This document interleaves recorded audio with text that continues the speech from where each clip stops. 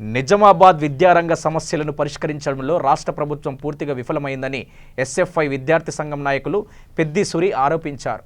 విద్యారంగ సమస్యలపై ప్రభుత్వం అవలంబిస్తున్న తీరుకు నిరసనగా ఎస్ఎఫ్ఐ విద్యార్థి సంఘం ఆధ్వర్యంలో కలెక్టరేట్ ముట్టడి కార్యక్రమం చేపట్టారు. ఈ సందర్భంగా ఆయన మాట్లాడుతూ గత 5 సంవత్సరాలుగా రాష్ట్ర ప్రభుత్వం విద్యార్థులకు రాష్ట్ర వ్యాప్తంగా 23,000 కోట్ల రూపాయలు స్కాలర్షిప్ మరియు ఫీజు రియంబర్స్మెంట్ బకాయిలు చెల్లించకుండా విద్యార్థుల జీవితాలతో చెలగాటమాడుతున్నారని విమర్శించారు.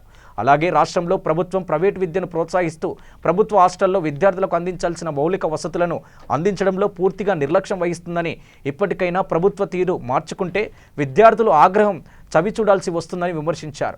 ఒక దశలో కలెక్టరేట్ ముట్టడిలో భాగంగా కలెక్టరేట్లోకి చొరబడేందుకు ప్రయత్నిస్తున్న విద్యార్థులకు పోలీసులకు వాగ్వివాదం చోటు చేసుకుంది. తెలంగాణ రాష్ట్ర వ్యాప్తంగా భారత విద్యార్థి ఫెడరేషన్ ఎస్ఎఫ్ఐ ఆధ్వర్యంలో ఆందోళన కార్యక్రమాలు నిర్వహిస్తూ ఉన్నాం. ఈ సందర్భంగా నిజామాబాద్ జిల్లాలో కలెక్టరేట్ కార్యాలయాన్ని ముట్టడి చేయడం జరుగుతూ ఉంది. ఈ సందర్భంగా మేము ప్రభుత్వాన్ని డిమాండ్ చేస్తూ ఉన్నాం. తక్షణమే పెండింగ్లో ఉన్న స్కాలర్షిప్లు ఫీజు రియంబర్స్మెంట్ 23,000 కోట్లను విడుదల చేయాలి. అదేవిధంగా ప్రభుత్వ పాఠశాలల్లో కళాశాలల్లో ఉన్నటువంటి ఖాళీగా ఉన్నటువంటి పోస్టులు ఉపాధ్యాయ లెక్చరర్ పోస్టులను వెంటనే భర్తీ చేయాలి. అదేవిధంగా జూనియర్ కళాశాలలో అమలు చేస్తామని చెప్పినటువంటి మధ్యాహ్న భోజన పథకాన్ని ఇమీడియట్లీ ఇంప్లిమెంటేషన్కి తీసుకురావాలి.